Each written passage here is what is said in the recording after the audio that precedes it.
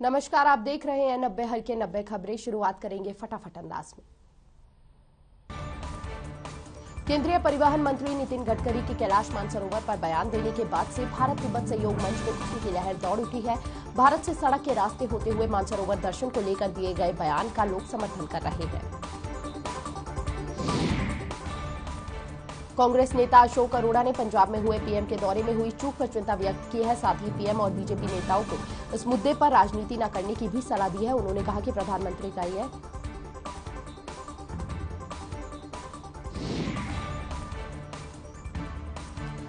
डॉक्टरों ने एसएमओ की सीधी भर्ती के विरोध में यह चेतावनी दी है। डॉक्टरों का कहना है कि जब डॉक्टर की भर्ती होती है तो उसके प्रमोशन के 18 से 20 साल के बाद डॉक्टर एसएमओ पर आए। अगर एसएमओ की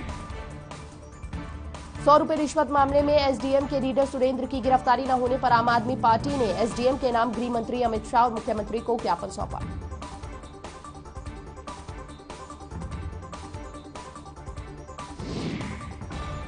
चीन में 15 से 18 साल तक के किशोर और युवाओं का वैक्सीनेशन जारी। इनके टीकाकरण के लिए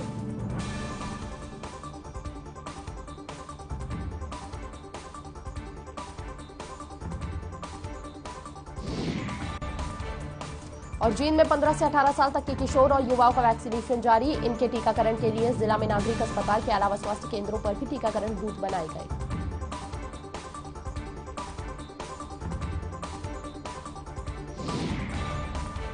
किशोरों और युवाओं के लिए शुरू की गई इस टीकाकरण प्रक्रिया को सरल बनाने के लिए जिलाधीश नरेश कुमार के निर्देश पर स्वास्थ्य प्रशासन की ओर से व्यवस्थित ढंग से टीकाकरण किया जा रहा है। पहली बार टीका लगवाने के बाद किशोर और युवा खुश नजर आए हैं और सरकार का धन्यवाद किया है।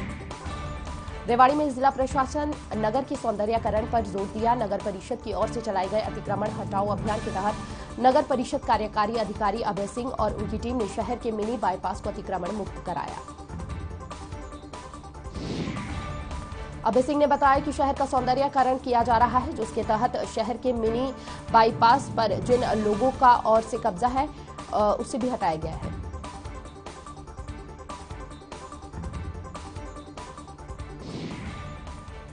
चरखी दादरी के बिजना गांव में स्वास्थ्य विभाग की ओर से विशेष वैक्सीनेशन अभियान चलाया गया है, जिसमें 15 वर्ष के अधिक उम्र के किशोरों को वैक्सीन लगाई गई है।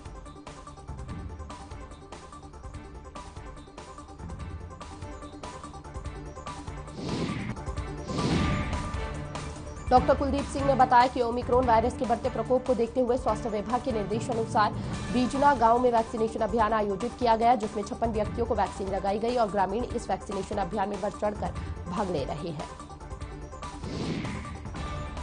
प्रदेश में ओमिक्रॉन का खतरा लगातार बढ़ता नजर आ रहा है। इसी को लेकर डॉक्टर सुशील कटारिया का बयान भी आया। डॉक्टर सुशील कटारिया ने कहा कि कोरोना और ओमिक्रॉन का बढ़ता संक्रमण तीसरी लहर की निशानी है।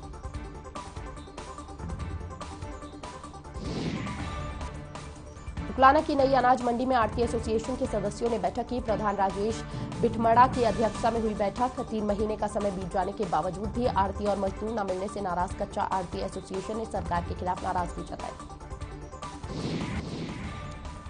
आढ़ती एसोसिएशन ने कहा कि धान की खरीद किए हुए 3 महीने का समय बीत चुका है और अब तक मजदूरों की मजदूरी उनके खाते में नहीं आई है। अगर ऐसे में सरकार ने कोई सुनवाई नहीं की तो मजबूरन आंदोलन करना पड़ेगा।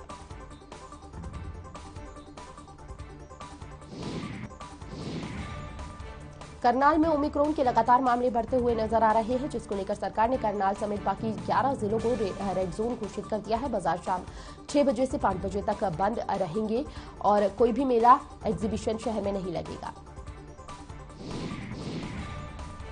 कोरोना को लेकर सरकार पूरी तरह सख्ती बरत रही है। वहीं व्यापारियों का कहना है कि इसका असर मार्केट पर पड़ेगा और लोग भी कम नजर आएंगे और बाजार में भी भीड़ नहीं दिखेगी।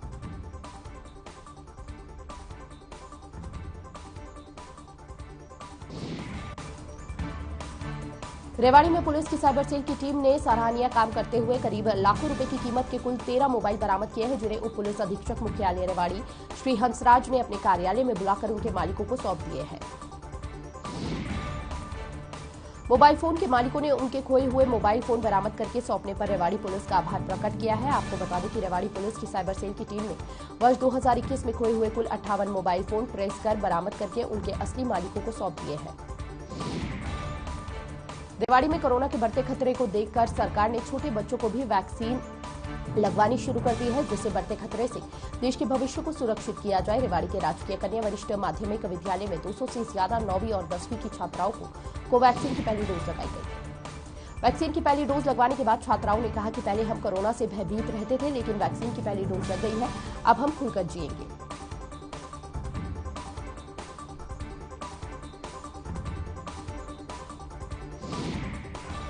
फिरोजपुर झिरका के राजकीय कन्या वरिष्ठ माध्यमिक विद्यालय में 15 से 18 साल के बच्चों के लिए स्वास्थ्य विभाग और शिक्षा विभाग ने जिला प्रशासन के सानिध्य के वैक्सीनेशन कैंप का आयोजन किया, जिसमें 100 से अधिक बच्चों को वैक्सीन लगाई गई। विद्यालय के एनसीसी कैडेट्स ने अभियान को और सफल बनाने के लिए जागरूकता अभियान शुरू किया और छात्र छात्राओं को टीकाकरण के लिए प्रोत्साहित किया। टीकाकरण कैंप के दौरान कोविड-19 का गाइडलाइन का सख्ती से पालन किया गया। यमुनानगर में लगातार बढ़ते कोरोना और ओमिक्रॉन के केसों के कारण यमुनानगर जिला को भी रेड जोन में शामिल कर दिया गया है, जिसके बाद यहां कई तरह की पाबंदियां लागू कर दी गई हैं।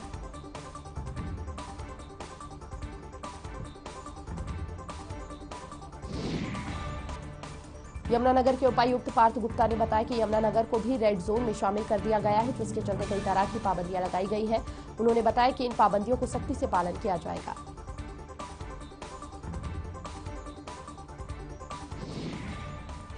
फतेहाबाद में कोरोना ने पकड़ी रफ्तार। फतेहाबाद की जनता अभी तक जागरूक नहीं हुई। लोग बिना मास्क के यूं ही घूमते नजर आए। बाजार में किसी प्रकार के भी सोशल डिस्टेंसिंग नियमों का पालन नहीं किया जा रहा है।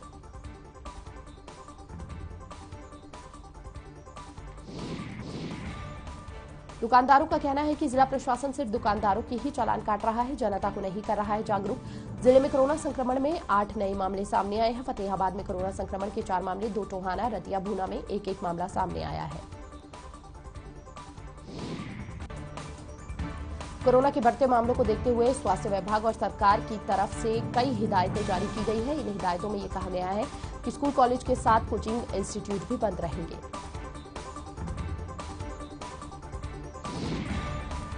सिरसा एसडीएम को सूचना मिली है कि शहर में कई कोचिंग इंस्टीट्यूट खोले हुए हैं, जिसके बाद उन्होंने कोचिंग इंस्टीट्यूट का निरीक्षण किया तो कई कोचिंग इंस्टीट्यूट को खुला पाया, जिसके बाद एसडीएम ने इंस्टीट्यूट संचालक को जमकर फटकार लगाई और इंस्टीट्यूट को खाली करवाया।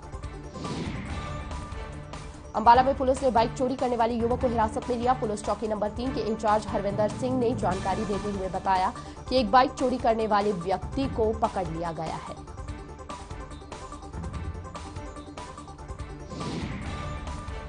उन्हें सूचना मिली थी कि उसने पहले भी एक बाइक चोरी की है। वह कुछ दिनों पहले ही जेल से रिहा हुआ था। फिलहाल पुलिस ने उसके खिलाफ मामला दर्ज कर लिया है।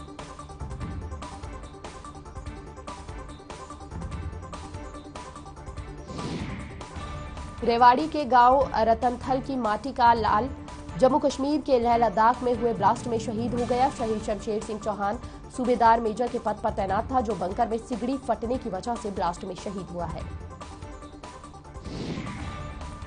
जवान के पार्थिव शरीर को शुक्रवार को उसके पैतृक गांव लाया गया। जवान की शहादत की खबर से गांव का माहौल गमगीन है। पैतृक गांव में ही जवान का होगा अंतिम संस्कार।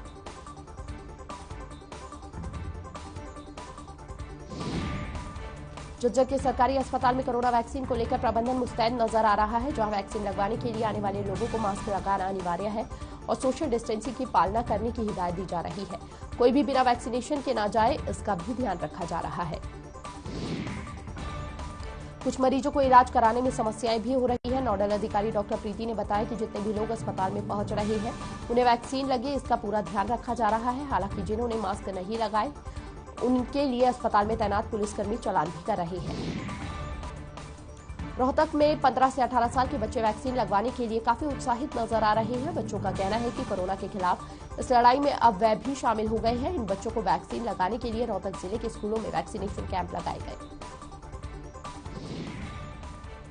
हरियाणा में कोरोना के बढ़ते प्रकोप के चलते अब कुरुक्षेत्र जिला भी रेड जोन में आ गया है, जिसके चलते नए नियम लागू किए गए हैं। आवश्यक सेवाओं को छोड़कर सभी दुकानें, मॉल और बाजार शाम 6 बजे तक खोलने की अनुमति रहेगी।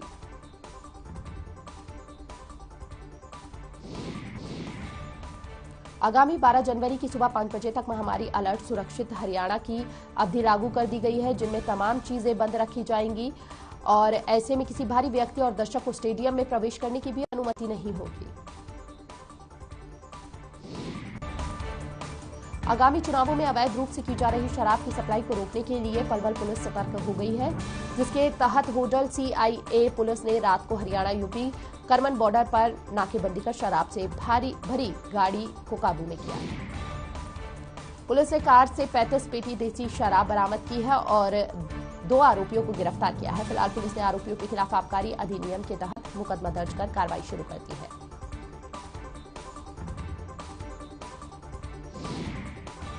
झज्जर में भट्टा एसोसिएशन की एक महत्वपूर्ण बैठक हुई, जिसमें मुख्यमंत्री के नाम ज्ञापन सौंपा गया। भट्टा मालिकों ने सरकारी 1 अप्रैल से GST की दर बढ़ाकर 12% किए जाने का विरोध किया है।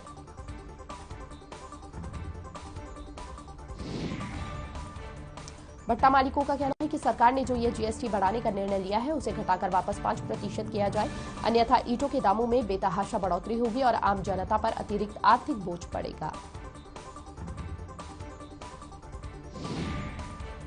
उत्तर प्रदेश में विधानसभा चुनाव के मद्देनजर हरियाणा यूपी करमन बॉर्डर पर पुलिस ने सुरक्षा बढ़ा दी गई है और पलवल SP के दिशा निर्देश पर करमन बॉर्डर पर पुलिस ने अवैध हथियार को लेकर विशेष अभियान शुरू किया है।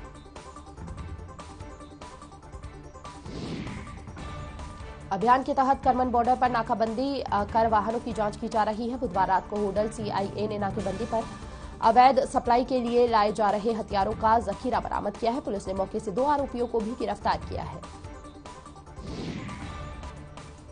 रोडवेज कर्मचारी ही जब सरकार के आदेशों की अवहेलना करेंगे तो दूसरे कैसे रुकेंगे।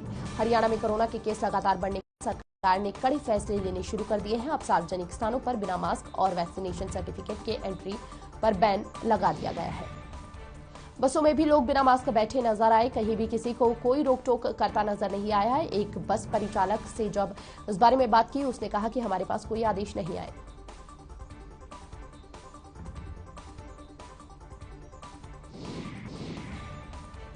चार जनवरी की शाम करीब 6:30 बजे बाइक सवार 2 बदमाशों ने घी और तेल व्यापारी राजकुमार को गोली मार दी। गोली मारने के बाद बदमाश व्यापारी 1.5 लाख की भी लूट कर ले गए थे।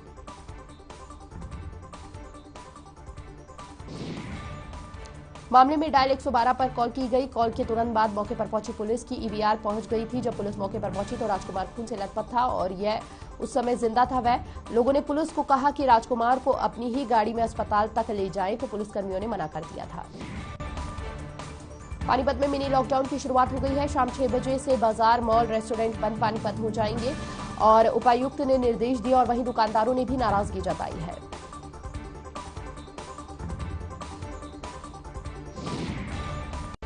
कुरुक्षेत्र यूनिवर्सिटी में कक्षाओं को 12 जनवरी तक बंद रखने के विरोध में NSUI ने प्रदर्शन किया है और यूनिवर्सिटी के वाइस चांसलर को ज्ञापन सौंपा है।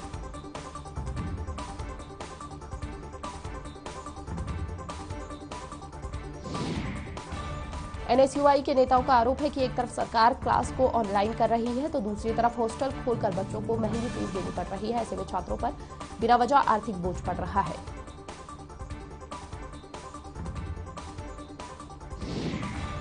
पलवल में बारिश को लेकर किसानों के चेहरे खिले हुए हैं। किसानों ने बताया कि हल्की बारिश रबी की फसलों के लिए वरदान साबित होगी। बारिश के कारण ठंड भी बढ़ गई है।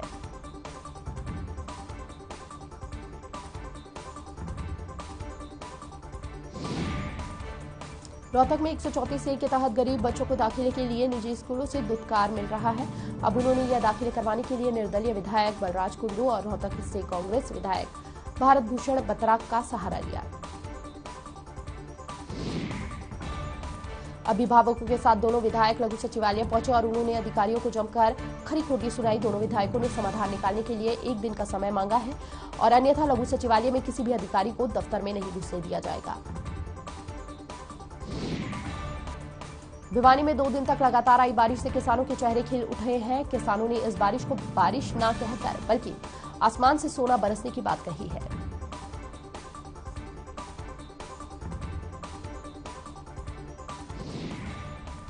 किसानों का कहना है कि यह बारिश उनके लिए काफी फायदेमंद साबित होगी। वहीं मौसम विभाग के डॉक्टर देवीलाल ने बताया कि बारिश 9 जनवरी तक रहने तक की उम्मीद है।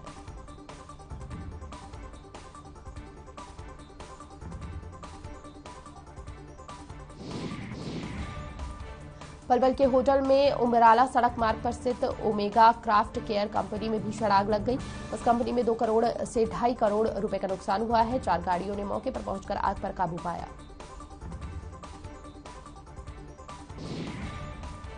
कंपनी खेती की खरपतवार की दवाई बनाती है। बिजली शॉर्ट सर्किट से बताई गई आग लगने का कारण कंपनी मालिक ने कहा कि कंपनी में जो भी करोड़ों रुपए की दवाइयां थी वह सभी जलकर राख हो गई।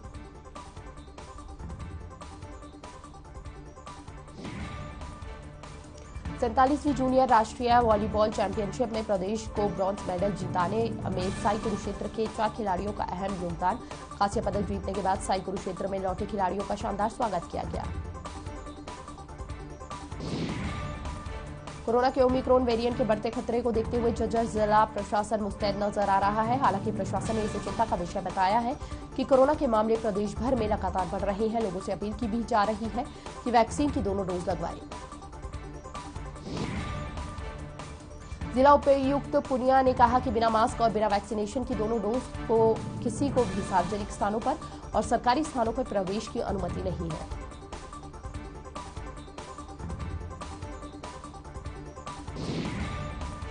सिरसा में हुई बारिश से अग्रसेन कॉलोनी के हाल बुरे हो गए हैं। जलभराव इतना हो गया है कि लोगों को एक स्थान से दूसरे स्थान पर जाने के लिए लिफ्ट लेनी पड़ती है।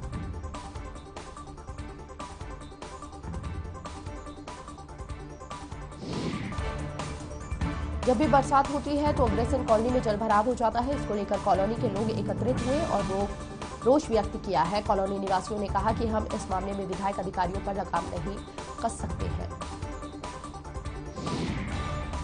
फरीदाबाद में एक सनसनीखेज मामला सामने आया है, जहां बीए की प्रथम वर्ष की छात्रा की हत्या कर आरोपी ने खुद इसकी जानकारी मृतका के परिजनों को दी। दरअसल मृतका की मौसी ने बताया कि आरोपी ने उसकी नानी को फोन कर इस बारे में जानकारी दी थी। मृतका की मौसी की माने तो 31 दिसंबर को उसकी भतीजी सेक्टर 18 से गांव भूपानी अपनी नानी के घर के लिए निकली थी, लेकिन वह वहां नहीं पहुंची, जिसके बाद परिजनों ने गुमशुदगी की रिपोर्ट दर्ज कराई थी। फिलहाल पुलिस कुछ सबूतों के आधार पर आरोपी की तलाश में जुट गई है। पलवल में एक बार फिर रिश्ते ऐसे तार-तार हुए कि पलवल में पिता ने अपनी सगी नाबालिग बेटी के साथ दुष्कर्म किया। पीड़ित ने हैवान पिता के खिलाफ मामला दर्ज कर लिया है।